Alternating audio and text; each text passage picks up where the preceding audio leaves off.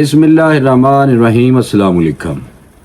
اسلامی جمہوریہ پاکستان کے دارالحکومت اسلام آباد سے ٹاکرا ایکسکلوسیو کے ساتھ آپ کی خدمت میں حاضر۔ جناب، دنیا میں جو دہشت گردی ہے وہ ایک عالمی مسئلہ ہے۔ یہ صرف پاکستان کا مسئلہ نہیں ہے، نہ یہ افغانستان کا مسئلہ ہے۔ یہ پوری دنیا میں، چاہے اسرائیل ہے، اسرائیل جو فلسطین کے اوپر کر رہا ہے وہ بھی دہشت گردی کر رہا ہے۔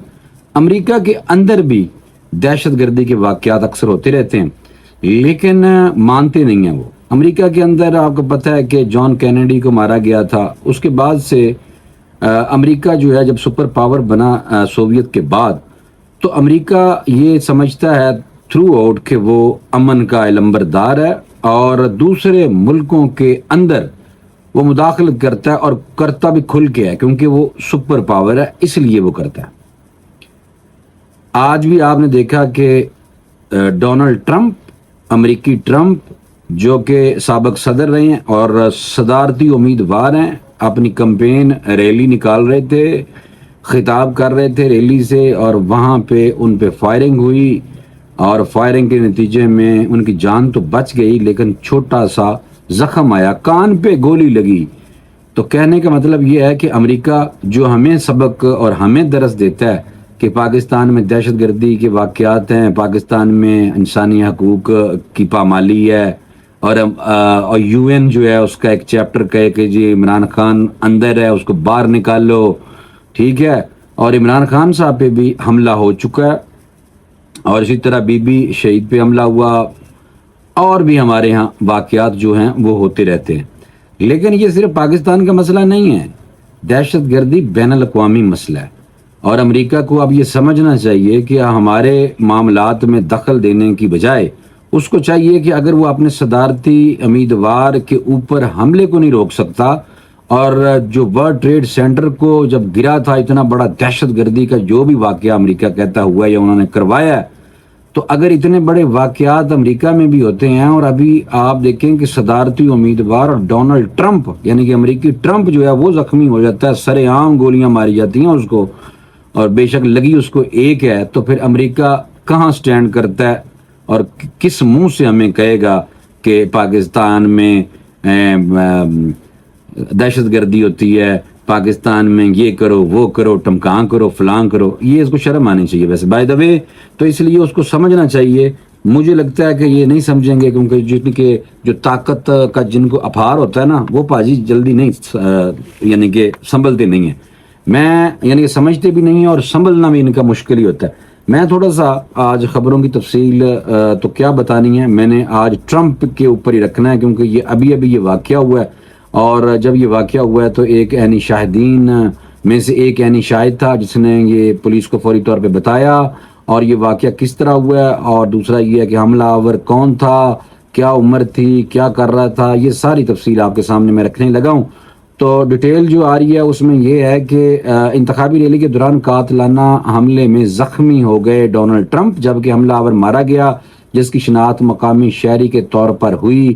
واقعے میں دیگر 2 افراد بھی ہلاک ہوئے۔ آپ دیکھیں کہ یہ جو صاحب ہیں یہ مقامی شہری ہے، یہ نہیں کہہ سکتے کہ باہروں آ گیا کوئی، یہ نہ کہہ دیں کہ جی کوئی مسلمان تھا، لیکن یہ ہے کہ ان کا اپنا ہی شہری تھا۔ جس وقت فائرنگ کا واقعہ پیش آیا تب ڈونلڈ ٹرمپ پینسلوینیا کے علاقے بٹلر میں بٹلر میں منعقد ریلی سے خطاب کر کے اسٹیج پر موجود تھے، تاہم تقریر کے دوران گولیاں چلتے ہی ٹرمپ نیچے جھک گئے اور ریلی میں بھگدڑ مچ گئی۔ چند ہی لمحے بعد ڈونلڈ ٹرمپ کھڑے ہوئے، اپنا مکہ اسی طرح ہی لہرایا انہیں، اور اس وقت ان کے دائیں کان میں خون کے نشانات دکھائی دے رہے تھے، خون بہہ رہا تھا۔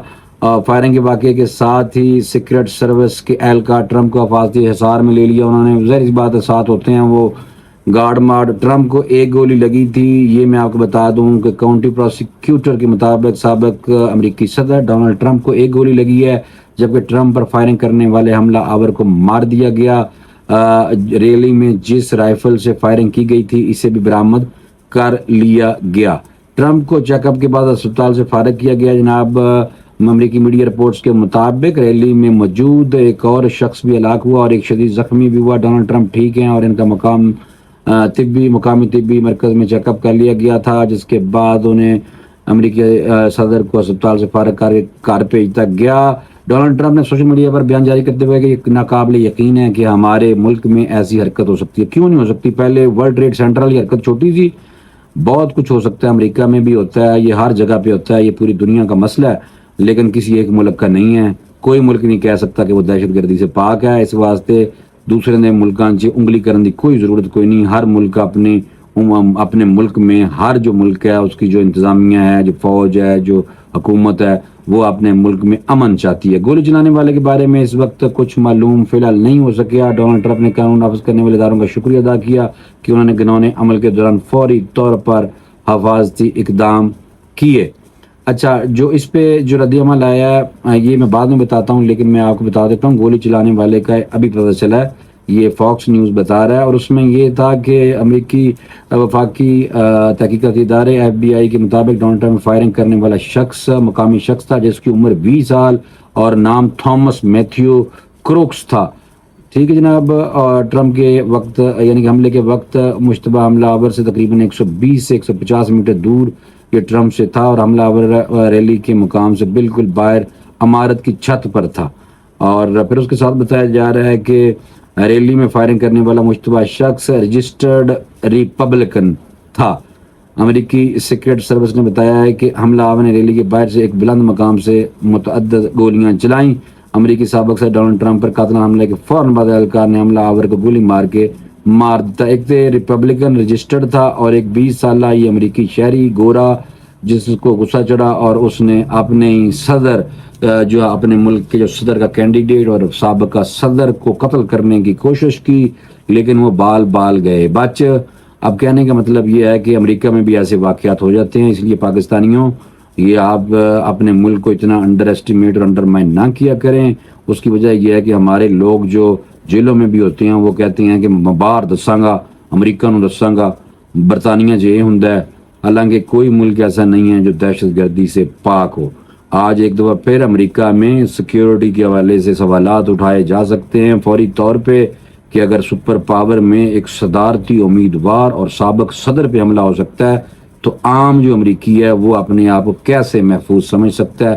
گو کہ کئی دفعہ وہاں پہ چٹے اور گورے اور کالوں کی بھی آپس میں لڑائی رہتی ہے۔ پولیس کی بہت زیادہ ہم نے ویڈیوز دیکھی ہیں جس میں جو وہاں پہ بلیکی ہیں ان کے اوپر تشدد کیا جاتا ہے۔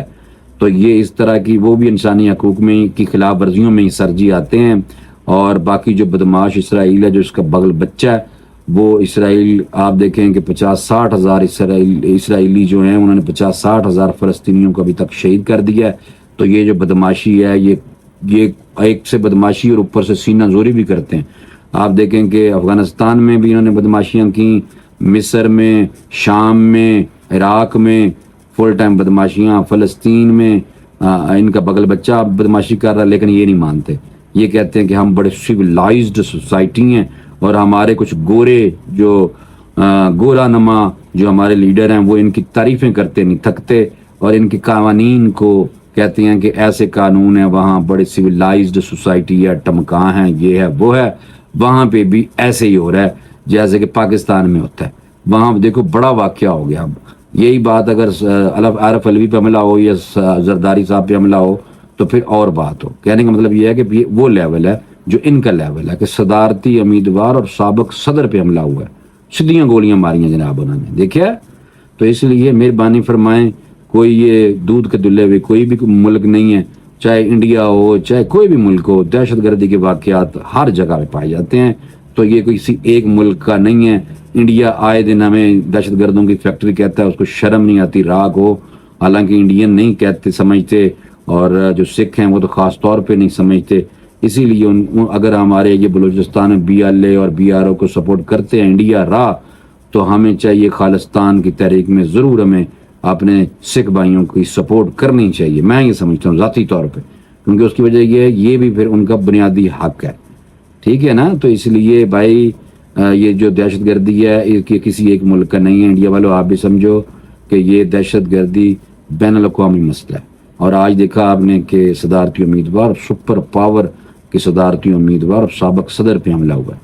اس لیے تمام ملکوں کو سوچنا چاہیے کسی ایک ملک کو مورد الزام ٹھہراتے ہوئے کم از کم ان کو شرم آنی چاہیے، اور پاکستان کے اندرونی معاملات ہی نہیں بلکہ کسی بھی ملک کے اندرونی معاملات میں انگلی کرنے کی کسی کو ضرورت نہیں ہے، اور خاص طور پہ پاکستان کے اندرونی معاملات میں تو بالکل ہی انگلی کرنے کی ضرورت نہیں ہے۔ فوری طور پہ بھائی کو اجازت دے دیں، ویلاگ لمبا ہو رہا ہے، انشاءاللہ نیکسٹ ویلاگ میں دوبارہ ملاقات ہوگی۔ اللہ حافظ۔